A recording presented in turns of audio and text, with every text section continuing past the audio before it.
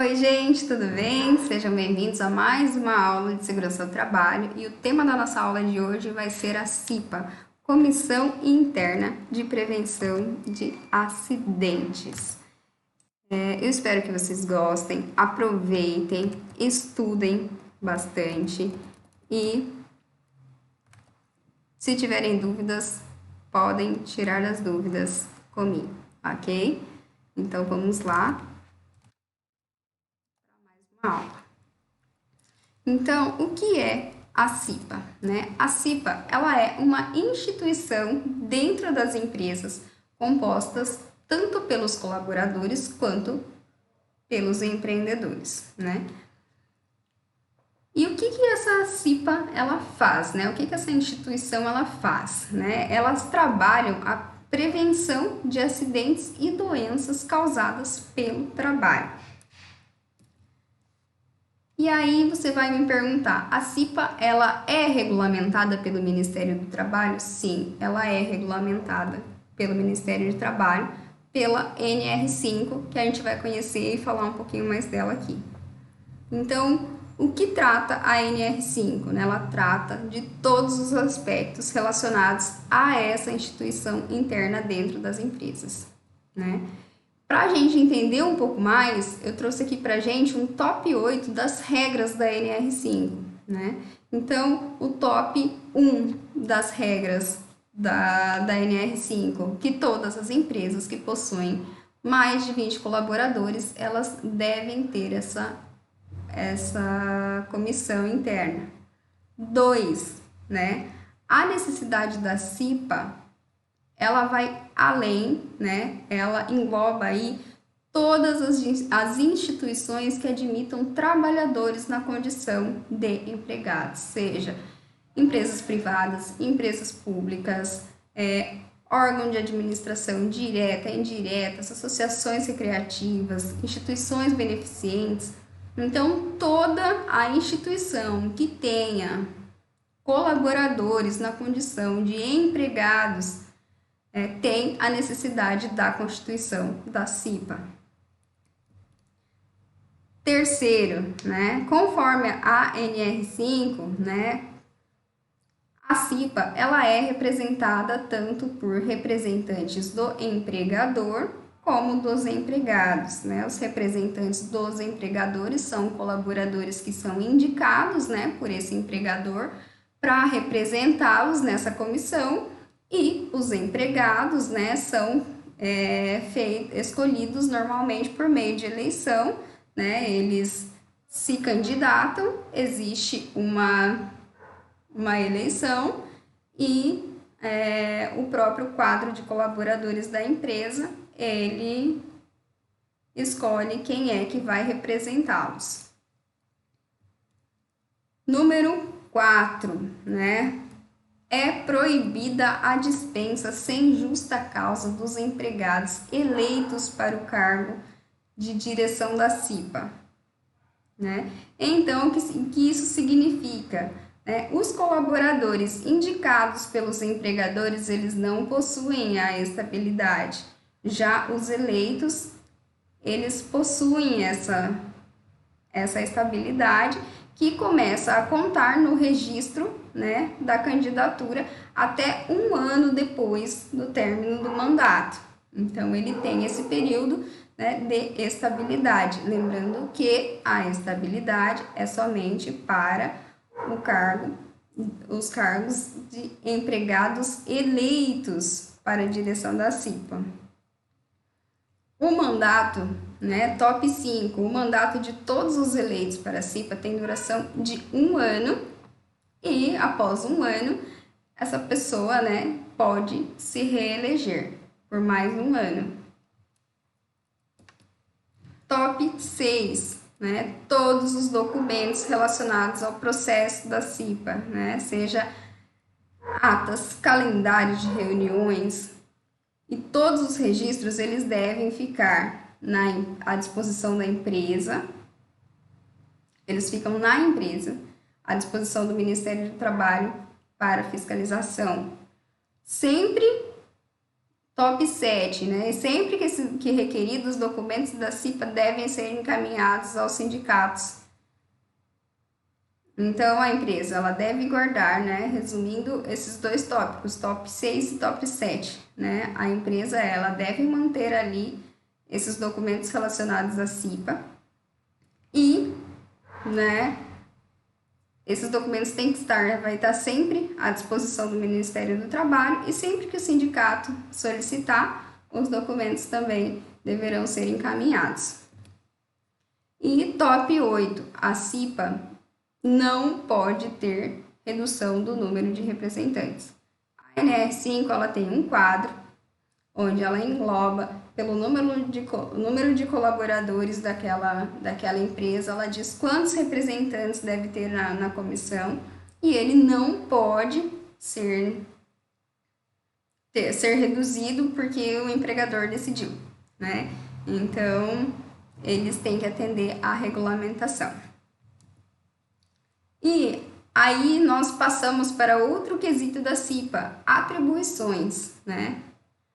A gente sabe de todas as regras e aí, ok, temos toda uma comissão interna e o que essa comissão interna faz? Né? Top 9, vamos começar. Número 1, detectar riscos no ambiente de trabalho e propor soluções para eliminá-los ou reduzi-los, né? Quais são os riscos, né? Dentro de um processo nós temos riscos químicos, ergonômicos, físicos. Então essa comissão ela vai estar sempre analisando o ambiente de trabalho e analisando possibilidades para eliminar ou reduzir os riscos. 2.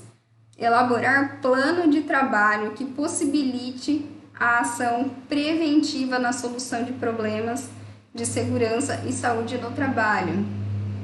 Então, mais do que eu ir até o ambiente de trabalho, analisar quais são os riscos, além de analisar, eu também preciso, né, elaborar um plano de trabalho para que eu consiga eliminar e reduzir esses riscos, né? E como que eu faço esse plano de trabalho? Eu faço fazendo verificações no processo. Então, constantemente, normalmente nas empresas, os membros da CIPA, eles saem, né, porque os membros da CIPA, às vezes, eles são de vários setores. Então, aí eles fazem todo um calendário, toda uma organização, as pessoas saem dos seus postos de trabalho e vão até outros ambientes da empresa para entender melhor as condições do ambiente, os processos de trabalho e, com isso, poder analisar todo esse risco e elaborar um plano de trabalho. Top 4. Ela registra e menciona todos esses acontecimentos em reuniões. Top 5. Ela orienta constantemente os trabalhadores quanto a melhores práticas de segurança. A CIPA ela trabalha com prevenção. Então, essa orientação faz parte da prevenção. Você está sempre orientando com as melhores práticas, né, para que a gente possa prevenir o acidente. Top 6. Requer paralisação de máquinas que estejam oferecendo riscos à segurança do trabalho. E o colaborador da CIPA, ele foi lá no ambiente, ele viu que determinada máquina ela não está adequada, né? Ela não está segura totalmente para que aquele colaborador exerça a função dele, né? Para que ele sem riscos. Então, o que acontece? Ele pode pedir para parar aquela máquina quando ele vê que oferece risco para quem está trabalhando com aquela máquina. Top 7. Ele auxilia os profissionais responsáveis pelo desenvolvimento do Programa de Controle Médico de Saúde Ocupacional e Programas de Prevenção de Riscos Ambientais. Top 8. Ele acompanha a geração da CAT, que é o documento de comunicação de acidente do trabalho, que a gente viu em uma das nossas aulas, né? A gente tem uma aula específica para a CAT, então se você não viu, clica lá para você ver a aula sobre a CAT. 9. Organizar a Semana Interna de Prevenção de Acidentes do Trabalho. Toda empresa que possui CIPA, a CIPA, ela organiza uma semana a CIPAT, né, que é a Semana Interna de Prevenção de Acidentes de Trabalho, que é onde se trabalham vários temas relacionados, né, à saúde e segurança do trabalhador. Processo eleitoral da CIPA. Como que acontece? Eu tenho essa equipe, eu sei o que ela faz, eu sei todas as regras, né? Mas como essas pessoas, né, estiveram ali? Aí a gente volta para aquele tópico, né, onde os representantes dos colaboradores, eles são eleitos. Então, eles são eleitos através desse processo eleitoral, né, que normalmente tem duração de 60 dias.